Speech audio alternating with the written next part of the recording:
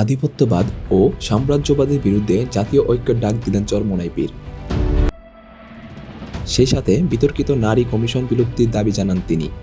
ইসলামী আন্দোলন বাংলাদেশের আমির মুফতি সৈয়দ মোহাম্মদ রেজাউল করিম বলেছেন, আধিপত্যবাদ, সম্প্রসারণবাদ ও সাম্রাজ্যবাদ মুক্ত, স্বাধীন, সার্বভৌম, টেকসই ও কল্যাণকর বাংলাদেশ রাষ্ট্র গঠনের জাতীয় ঐক্য গড়ে তুলতে হবে। বিকেলে পল্টনে কেন্দ্রীয় কার্যালয়ে আমরা বাংলাদেশ জাতীয় পার্টি ও বাংলাদেশ জাতীয় নাগরিক পার্টির সঙ্গে বৈঠক শেষে সাংবাদিকদের এ কথা জানান তিনি জানান, প্রয়োজনীয় সংস্কারের মাধ্যমে দ্রুত সময়ের মধ্যে সুষ্ঠু ও গ্রহণযোগ্য নির্বাচন সহ মোট 11টি বিষয়ে এবি পার্টি ও ইসলামী আন্দোলন বাংলাদেশ একমত হয়েছে।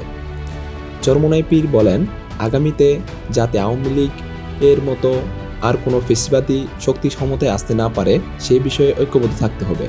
তিনি আরও বলেন, প্রশাসনে এখনও যেসব আওয়ামী ফ্যাসিদের দোষী রয়ে গেছে তাদের দ্রুত অপসারণ করতে হবে। এ সময় তিনি বিতর্কিত নারী কমিশন বিলুপ্তির দাবি পুনর্ব্যক্ত করেন।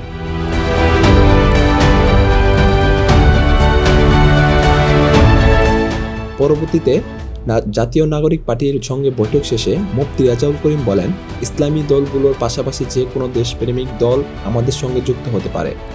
তিনি আরও বলেন, যে বিষয়ে আমরা একমত হয়েছি তা হলো আধিপত্যবাদ, সম্প্রসারণবাদ ও সাম্রাজ্যবাদ মুক্ত, স্বাধীন, সার্বভৌম, টেকসই, কল্যাণকর বাংলাদেশ রাষ্ট্র গঠনের জাতীয় ঐক্য গড়ে তোলা এবং প্রয়োজনীয় সংস্কার শেষে দ্রুত সময়ের মধ্যে সুষ্ঠু ও গ্রহণযোগ্য নির্বাচনের ব্যবস্থা করা।